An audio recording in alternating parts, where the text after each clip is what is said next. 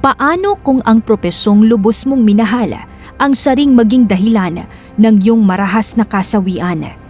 Ito ang naging karanasan ng isang 31 taong gulang na doktor sa Kolkata, India na si Dr. Momita Debnath. Sama-sama nating tunghayan ang mga inilahad na pangyayari sa kasong ito. Ang 2024 Kolkata Rape and Murder Incident. More than one person could be involved in the rape and murder of the victim of the RG Kar hospital case. The Indian court has convicted a man of rape and murder of a doctor at a government hospital in the eastern city of Kolkata. The court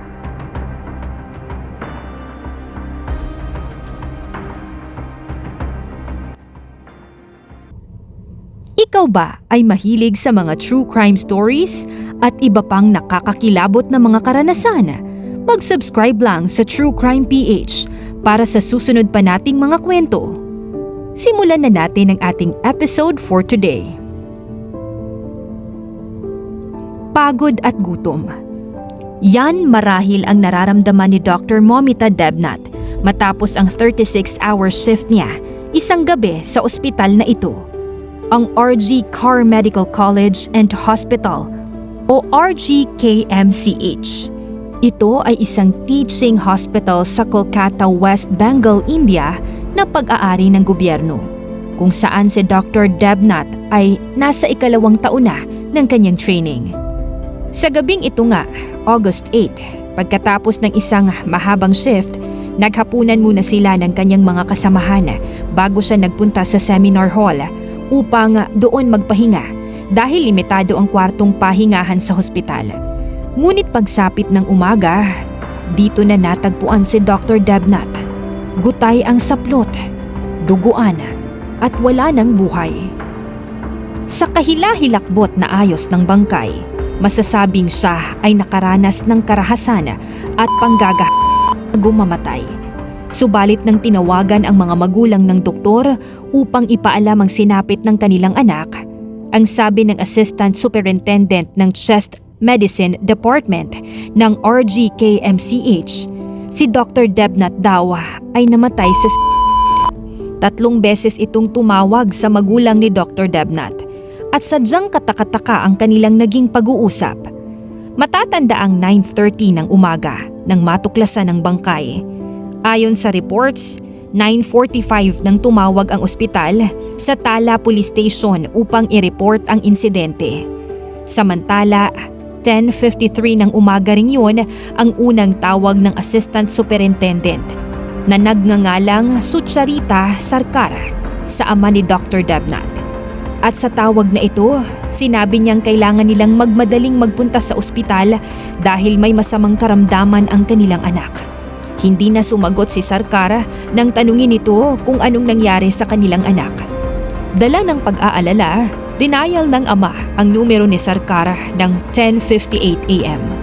Sinagot naman niya ito at sinabing critical na si Dr. Debnath kaya't dadalhin na sa emergency room. Ngunit 3 minuto ang makalipas, tumawag na ulit si Sarkar at sinabi na ngang patay na ang kanilang anak at ito'y marahil dahil sa suicide. Ang mga tawag na ito ay nai-record mismo ng ama ni Dr. Debnath. 3 oras pa ang dumaan bago pa pinayagang makita ng pamilya Debnath ang katawan ng kanilang anak na siyang nakadagdag pa sa galit ng ama. At nang matunghayan nila ito, nakabuka ang 2 hita at ang isang kamay ay nakapwesto sa taas ng ulo. Lubusan nilang napagtanto na hindi kinitil ng anak ang sariling buhay, kundi siya ay marahas na pinatay.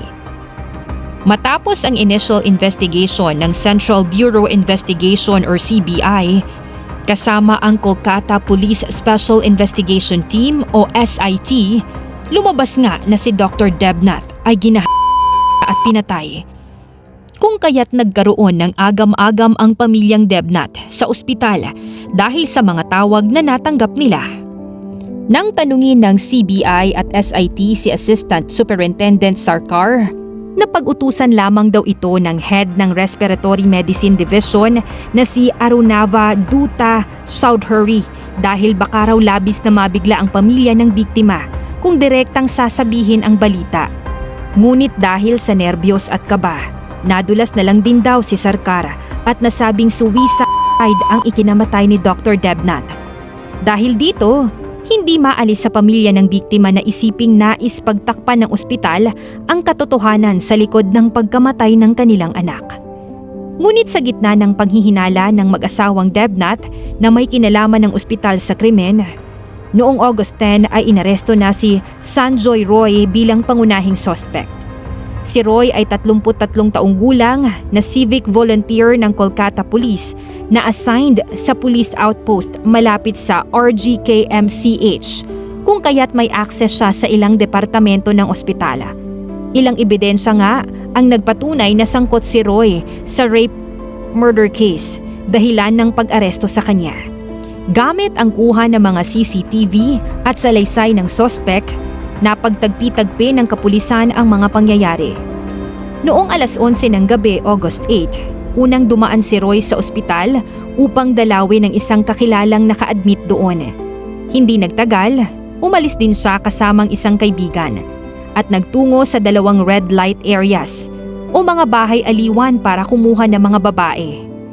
Nang wala silang makuha, isang babae ang kanilang minolestya sa kalye ng Chetla, South Kolkata. Ang pangyayari ay nahagip ng isang CCTV doon. Nung gabi ring yun, ilang mga babae ang tinawagan ni Roy, kasama na rin ang kanyang nobya, para humingi ng masiselang litrato. Matapos ang mga pangyayaring ito ay siyang pagbalik ni Roy sa ospital bandang alas 4 ng madaling araw, kung kailan sinasabing ginawa niya ang naturang krimen. 4:03 AM nang makunan ng CCTV si Roy na naglalakad malapit sa seminar hall ng hospital, kung saan sinabing natagpuan ang bangkay. Hindi man nakuha ng ibang surveillance camera ang lahat ng galaw ni Roy. Batay sa oras ng paglabas niya sa ospital, nasa loob siya ng building sa loob ng 45 minuto. Samantala, ayon sa reports, tinatayang namatay ang biktima makalipas ng 4:30 AM. At mas nakumpirma pa ang pagkasangkot ni Roy sa krimen nang makita sa crime scene ang isang sirang Bluetooth earphone na pag-aari niya. Sa autopsy report, nakasaad ang karumal-dumal na ginawa sa biktima. Pananakal ang naging sanhi ng kanyang pagkamatay. Natamo ng biktima ang malalim na sugat sa maselang bahagi ng kanyang katawan. Labi, kaliwang binti, kanang kamay, palasingsingan, leeg at mukha. Dinaganan ang kanyang bibig at lalamunan. Sinakal hanggang sa mabali ang kanyang thyroid cartilage sa may bandang lalamunan. Nabanggit din sa report ang pagdurugo ng kanyang mga mata at bibig. Ayon sa doktor, lahat ng sugat sa katawan ng biktima ay natamo niya habang siya ay buhay pa. Hinihinala rin nila na posibleng hate crime o krimeng nauugat sa galit at diskriminasyon ang nangyari dahil halos lahat ng sugat at bugbog ng biktima ay sa mukha. Dagdag pa sa report, ang mga sugat, lalo na sa may bandang ari, ay sinasabing nauugnay sa sexual perversion at genital torture. Mga kondisyon kung saan ang isang individual ay nakararamdam ng sexual na kasiyahan kapag namimisikal ng maselang bahagi ng katawan. Sa ilang sources, sinasabi namang wala nang malay si Dr. Debnat nang siya ay gahasain ng may sala. Nang maaresto si Roy, isinalang siya sa isang psychoanalytic profiling kung saan sinuri siya ng mga eksperto ng Delhi Central Forensic Science Laboratory upang malaman ang mga katangian ng personalidad niya at kung may sakit ba siya sa pag-iisip. At ang resulta, si Roy daw ay nakasaad sa report, pervert and severely addicted to pornography. Dagdag pa ng mga eksperto, siya daw ay may animal-like instinct. Ikinwento ni Roy ang buong pangyayari nang hindi nakitaan ng pagsisisi at anumang bahid ng emosyon. Sabi pa nga niya pagkatapos isalaysay ang pangyayari, kung gusto nyo. Ilang araw matapos ang psychoanalytic test kay Roy, isinalang naman siya sa isang polygraph test o lie detector test. Ngunit dito, parang iba ang Roy nakausap ng mga eksperto. Mababakas daw sa kanyang mukha at galaw ang kaba. Ang kanyang mga sagutan ay hindi raw nagtutugma at hindi ka panipaniwala. Dito ay sinasabi na niyang patay na ang biktima nang matagpuan niya ito sa seminar hall. at dali-dali siyang umalis ng ospital dahil sa takot. Wala daw siyang kinalaman sa insidente ng panggagahasa at pagpatay at siya'y dinawit at pinagbibintangan lamang.